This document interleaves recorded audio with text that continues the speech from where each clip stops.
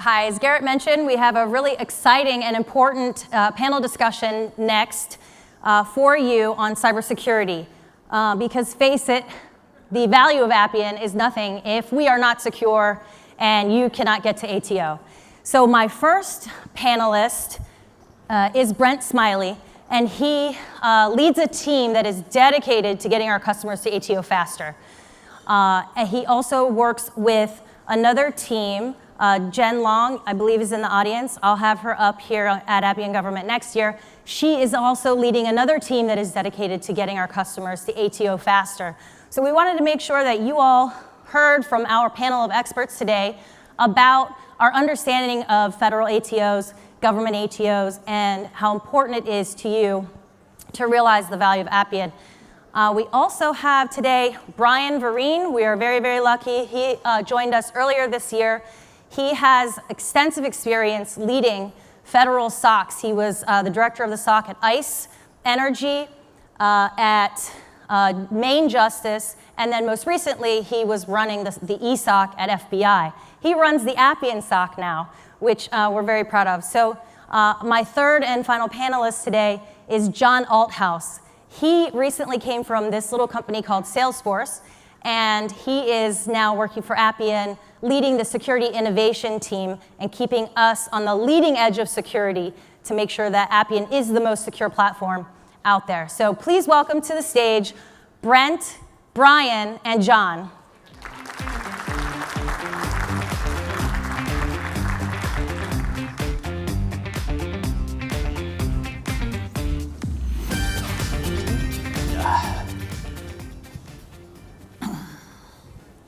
Welcome, gentlemen. Thank you for being on stage today. I know it's not easy getting the cybersecurity folks on a stage, so thank you very much for being here. And not in a hoodie, so. Awesome. So today we want to talk about ATOs. We're going to talk on ZTA and SOAR workflows. We're going to talk about security innovation. So first, let's go through, and Brent, if you can just talk a little bit about your background, your role, and your team.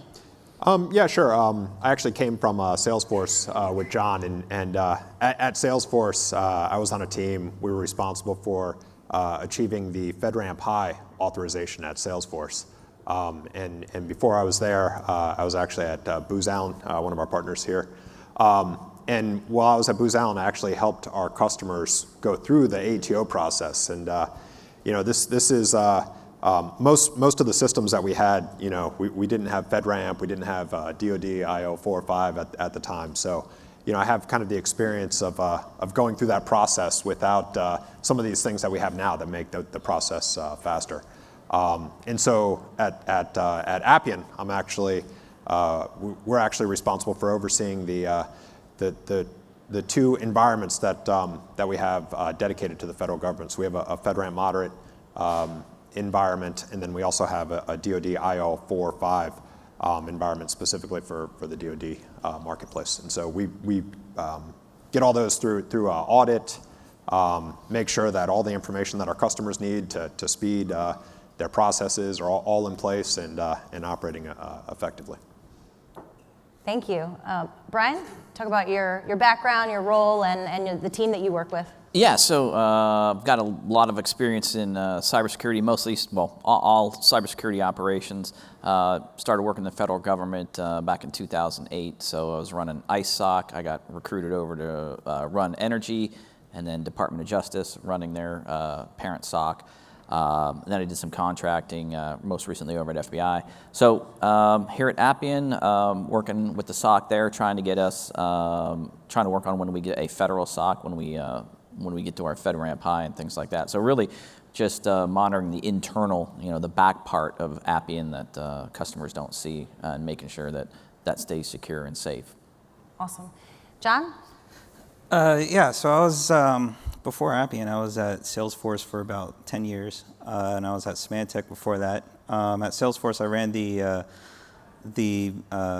threat detection team. While there, we did a number of innovations. I think I have 6 patents under my name, and it was really cool stuff. And now I'm at Appian. I lead the internal threat detection and response engineering team, as well as like try to come up with super cool new innovations that help push Appian and the industry forward. Yeah, you were on threat detection team for over 10 years at Salesforce? Yeah, well, yeah, I mean, when I started at Salesforce, the security team was just 8 people and me. It was actually 8 directors. I was the first engineer, so I had 8 different bosses tell me what to do at first. Yeah. But then it grew from there, and yeah, I built out that threat detection team. Yeah, and then we'll talk about your patents a little bit later, but you might have heard of a couple of them, JA3 and JARM, so that's all John here, so we'll talk about that in just a moment. But first, we want to definitely talk about ATOs, so we're going to start with Brent and really just talk to you about, or if you can tell the audience a little bit more in depth about what your team does and how you really help them get to ATO faster. Right. So I can start off with in the DoD space, and we're at Appian extremely excited. This past year, we actually achieved IL5 certification, and so with that, it really just kind of lays the groundwork to help our customers just speed the ATO process up, right? And so I mentioned that at Booz Allen, going through the ATO process there with some of my customers there, and just the amount of time that it took. We had to go through and document all of our controls, pull all the paperwork together, make sure all the scanning is in place and all these kind of things. And so with the DoD IO45 that we have, the provisional authorization, we laid the groundwork for our customers, and they're able to actually go out and grab all of the information that they need to kind of build their own packages to go through their agency ATO process. So we were talking a little bit earlier about, well, how much time does this save? I mean, we probably spent on the quick end when this was manual, probably like 6-7 months or so, just building out the package. So, having all this information available, we have it in EMAS actually. We have a parent EMAS record, and our customers are able to go inherit a lot of the control information. Anything related to underlying infrastructure, the scanning that we have in place, STIGs that we run. They're able to inherit all of that, so they don't have to do any work related to any of that. Documentation too. We have I think it's a 600-page SSP document that they're able to just grab, and most of that document details what we're doing. But then for the small number of controls where there's a customer responsibility, it also details we try to spell out exactly what you have to do in order to meet each control in that document. So at the end of the day, we just want to make this as easy as possible for our customers. Right, so your team manages the security documentation on the Appian side and all the artifacts, everything. You manage EMAS, you said, but also OMB Max for our civilian customers. That's correct. So you make sure that all of that documentation and artifacts are all maintained, and then our government customers can easily go into EMAS or OMB Max, click a button that says inherit controls, and they inherit 70 to 80% of those controls, and it gets imported directly into their package. Correct. For DoD, yeah. OMB Max, they don't quite have that automation in place just yet, but it's really not that difficult to go in. I mean, we do make all the information available to our federal civilian customers in OMB Max. Okay, and then I also wanted to have you mention about continuous monitoring and how every second Tuesday of the month you all are working furiously to push things out to our customers. Yeah, so part of the PMO for the FedRAMP moderate package, we have to go through and every month we have to do our vulnerability scanning, which we do. DoD, same type of situation. We have to go in every month, do vulnerability scans, and we put that all together, package it up, and provide it on OMB Max for the FedRAMP moderate environment, and then to our DoD customers on the DoD side. So again, that's just one less thing that our customers need to worry about. I mean, we have a team. They spend a pretty considerable amount of time on that on our side, and so it's just one less thing that customers have to worry about with these authorizations. So Yeah, it's great. Yeah, and then you also work with Jen Long's team, and they are more of the customer-facing side, whereas Brent's team is more of the back-end side of the house for the ATO documentation process. So Jen Long's team, they're the customer-facing side of the ATO process, and will help our customers shepherd in that ATO process. But also, yeah, we're gonna touch on the ATO automation a little bit later, but trust at Appian.com if you have any questions about the ATO process. That's how you reach Brent and also Jen's team. So also AGC at Appian.com. AGC, that's Appian for Government that's for Cloud, yeah, That's AGC. for our DoD customers. So At either one, really. Appian.com. We'll take care of you. yeah, but, trust at Appian.com, I think it's everybody. Yeah, So yeah. that's the one. Yep. All right. So Brian, we're going to move on to you. Brent, you're off the hook for a minute. Brian, talk to us a little bit about how your team secures Appian and some of the workflows that you work with on a daily basis. Yeah, so when you talk about my team, we do the monitoring, but what we're doing is we're monitoring how Appian operates behind the scenes. So there's a lot of automation and a lot of what we'd call like just-in-time authorization. When we talk about zero trust, that's kind of what Appian's doing, and we're monitoring all that to make sure that anything that's coloring outside the lines is brought to an analyst's attention, and we'll verify it. It's pretty open communication within the company, so sometimes we may say, hey, Natalie, we saw this process kick off, or we saw this change happen. Is this authorized? And normally you would, it's done pretty real time. You would come back and say, yes, it's part of this change control number or whatever. If not, then we may, if there wasn't an approved change, we can escalate it to management. Plus, you have a pretty live view of what's going on, so it's not like I'm the only one communicating with you. The rest of the teams are going to see that, and if they see something that's not quite right, somebody's going to say, hey, what are you doing? The other thing, with zero trust and things like that, everything's authorized, so you can't just go into production. What they're trying to do is get the human out of production.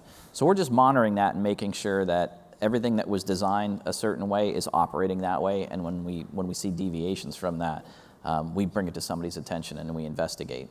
Yeah. Tell me a little bit about your interview process. That threw you for a loop when they dumped a bunch of logs on you? Yeah, they're like, hey, we're going to send you some logs. Tell us what happened. And I was like, okay, when? And they're like, now. And I was like, okay, that's fine. So yeah, it was pretty good. It was actually kind of a fun process because when I was in the federal government, even though I stayed on the technical part, my focus is more on the management and contract side. So having to scrape the back of my brain and remember a lot of things. It's like, well, here's this, here's that. So it's good to do that. I always like getting my hands dirty and things like that. So that was kind of fun. And then talking to some of the guys on the team. We've got some really young guys. Everybody on the team is pretty young, but they're also really smart. The other funny thing is they're so young they don't really remember a time before cloud. So me, the old guy, I'm like, yeah, I remember when this and that, and they're like, no, and I'm like, oh, okay. so that's Just don't pull up punch cards. Yeah. I'm not that kind of old. But yeah, it's so we've got a great team, and they're able to get. Appian, we get some really smart people right out of college. Plus, we've got some other senior people, so it's a really good team. Yeah. So you mentioned ZTA and how we know it's not a tool, it's a framework, and how we apply some of that internally. But can you talk a little bit about zero trust for our customers, because there's a lot of money being spent on ZTA efforts, and Appian can certainly help with that. So can you talk a little bit about how we might drop into some ZTA workflows? Sure, yeah. So a lot of, I know this is going to sound a little unusual, but every federal agency operates a little differently. So, and even within a department, I was at Justice, but I know how the others, pretty much work.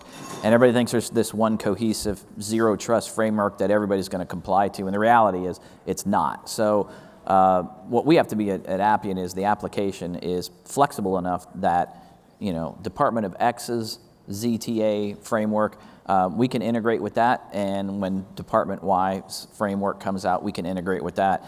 Whatever you're using for identity management, we can plug right into that because it's all Appian or API based.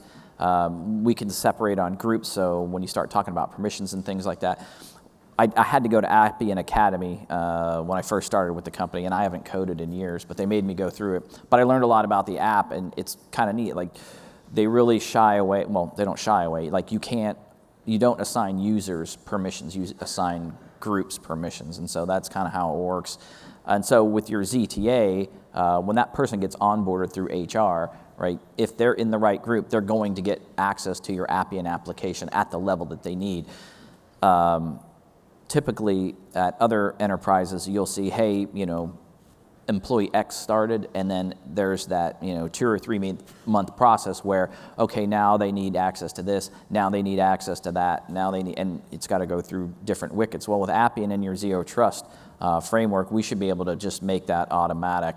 The other thing is, if an employee leaves the agency, they're automatically locked out of whatever application that you've built on Appian. I know that with federal agencies, it's and DoD, that there's always that audit finding, hey, they're having a problem getting rid of old users. So with that, if you tie it into your HR system, remember, Appian's not a zero trust framework. It's not an architecture. It's a business process tool. So that's kind of one of the powerful things about it. Is like, we can interface with whatever systems that you have, and you don't have to buy some cyber tool to help you out. Yeah, absolutely. And we wanted to give the audience a few things to think about when it comes to Appian and security and compliance workflows, and how Appian could potentially be a force multiplier for your organization.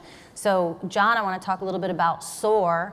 That excites you because you have been at other companies where maybe you wanted to play around with SOAR a little bit, and then when you got to Appian, you're like, holy cow, we're doing it. So yeah. Can you talk a little bit about how we're doing SOAR internally at Appian? Yeah, it's I was super excited about this when I joined, because exactly that. Like, I've been at companies where they wanted to do what Appian is already doing internally. So Appian built a SOAR, security orchestration, automation, and response platform on top of Appian, and it works. It's able to do all of the connect to all of the systems. It has the ticketing system built into it, so alerts go into this. This is what our security analysts work out of. So security alerts go into this, and then automation happens, and then the and then the analysts triage the alerts in there, and what's really cool about it, and I guess what sets it apart from like other SOAR products out there, is that if there's a feature request that we want, if we're like, man, I really wish there was a button here that just did this one thing so that we can do our work a little bit faster, it's built on Appian, so it's no big deal. You just go in, you add that button. Not a big deal. Whereas with normal SOAR vendor products, that would be like a 6-month feature request. Maybe it gets put in, maybe it doesn't. So it's super cool stuff. Yeah. So Brian, I guess talk about this slide just a little bit. This is talking about how our customers might contemplate leveraging Appian within traditional SOAR workflows to extend that workflow and have a more end-to-end SOAR solution. Yeah, so your traditional SOAR, I've used quite a few. They're all suboptimal. So the problem is a traditional SOAR is built as a cyber tool. It's not built as a business tool. So I think with Appian, what you can do, as an analyst, when I get an alert, I need all that information brought to me very quickly so I can make a quick decision and figure out where I want to go from there. One of the easiest things is, okay, what user did this and what do they do within the company? So, if it's your laptop and I get an alert, I should be able to say, okay, this is Natalie, she's with, cloud engineering, because that'll kind of give me some context on, well, this is kind of normal behavior for her. But if it's, hey, this is Natalie and, she's in federal sales and she's, messing around with the Kubernetes cluster, that's not right. So those types of things, it can give me a status. It can also tell me where they work. Appian, we're worldwide, so if I see something happening in, I don't know, San Francisco, and the user is headquartered out of Seville, Spain, that kind of gets the gears flowing, like, okay, what's going on here? The other problem with some of the other SOARs is like they're just focused on cyber type tools, and they integrate with those pretty well. But let's say we want to have a business process that says, hey, I'm going to create a document, I'm going to put it in SharePoint, and then I can share that out. Another thing we can do, because we're FedRAMP, we have to report to US CERT as well. So if there's an incident, I just press a button, I say send to US CERT. US CERT will send us a reply back with a US CERT ticket number. In Appian, that's all automated, so we can hit the button, send it out, it's tracked. So a year later, when the auditor comes in and says, hey, you had this incident, back in, May of 21, what happened to it? I can go back, I can pull that case, I can look at it, and the other thing is we can put artifacts in there, I can put PCAP, I can put files. If it's too big, I can put a link into that, and so again there, I can put a link in there, and maybe I send it to Google Drive, or if you're using 365, we could integrate with that as well. So it's very flexible, but like I said, it's not a cyber tool, it's more of a business tool. But when you think about cybersecurity, it's really a business, right? We should talk about like the taking in the unstructured data and turning it into structured data. So we wrote a blog post on this. And I thought this was awesome. For let's say we accidentally block a legitimate domain. And this hurts one of our users because they're not able to go to this legitimate domain, and they shoot an email over to security. Our SOAR platform built on Appian takes that email, unstructured data, turns it into structured data, sends it through an automated process, and it's like, this employee needs this domain to be unblocked, runs it through some extra checks and balances, and then unblocks the domain, connects to our security system through the API and unblocks the domain.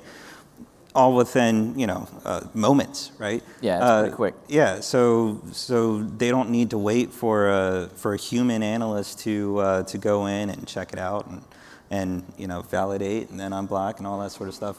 Plus that decision cycle, what he said was kind of important. It's that they'll put in the request and it'll say, okay, it'll run it through a bunch of our threat intel feeds, and if it all checks out, it'll continue on. But if it comes up with a blocker, then one of the security analysts will get an alert, and we'll actually get an email saying, hey, somebody's requested something that's blocked, and then that way we can actually look at the domain, we can contact the user and say, by the way, this is a malicious domain, this is why it's blocked. So, and in normal cases, other enterprises they would send that request, they would either fill out a remedy ticket or they would send us an email, and a couple hours later, if we're doing well, we might get to it.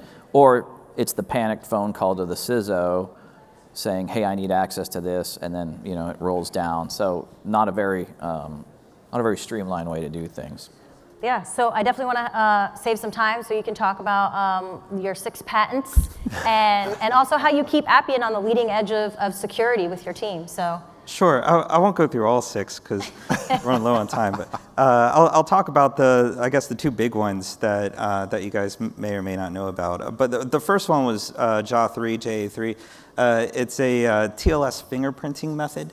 And so what it does is it fingerprints TLS clients and server communication on the network. So even though the traffic is encrypted, it's still able to tell what the client is. So basically just listening to encrypted traffic, it can say this is Chrome, this is Firefox, this is TrickBot malware, this is ransomware, without having to decrypt the traffic. So that was really powerful. It ended up becoming an industry standard. It's now built into everything: firewalls, applications, AWS, Azure, GCP, security appliances. It's just in everything now. So that's probably the big one. The next one after that was called JARM, and that was actively fingerprinting TLS servers.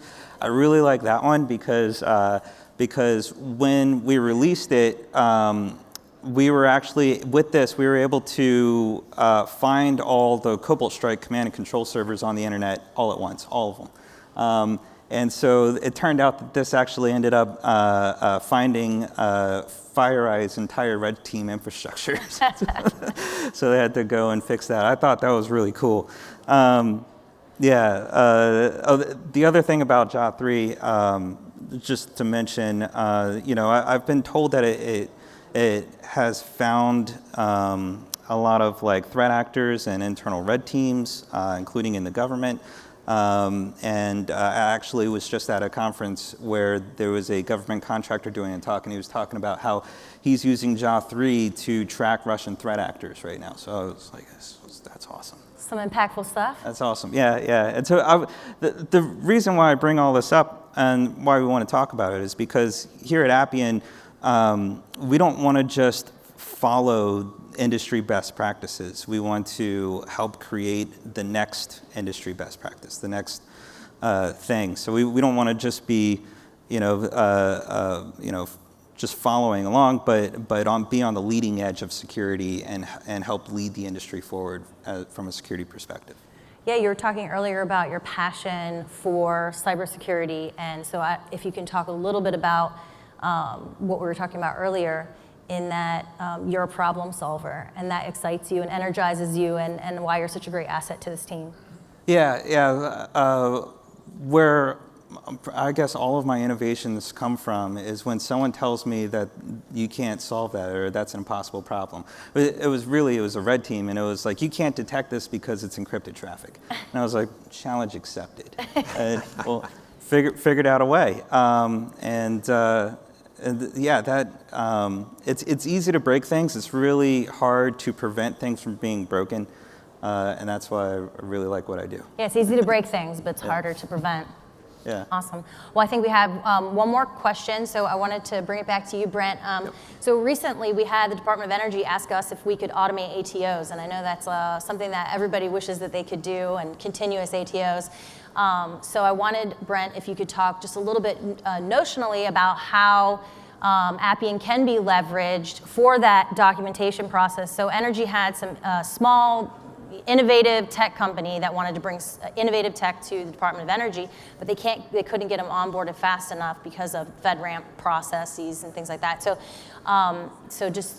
they wanted us to create a workflow that would help them almost turbo-taxify the ATO process for these small businesses who don't know much about FedRAMP and don't know about working with the government, but their tech is really cool. So they would just, fill out this form, and then it would spit out the documentation. So if you could just talk a little bit about how Appian could be leveraged for that workflow, and Yeah, the use case is really very interesting. I mean, we're seeing customers and they're like, wow, we're doing all this amazing stuff with Appian, and to solve all these like complex problems, and ahead of them is this complex problem getting the ATO, right? And they're like, hey, wait, we have this software. Wouldn't it be cool if we could use this software to sort of help in that process? And so, yeah, I mean, you could do a couple things. I mean, all the different interconnections that you could use. You can get information from a bunch of different tools aggregated into one place and start tying that to the various controls that you have to meet. I mean, especially some of the more technical controls where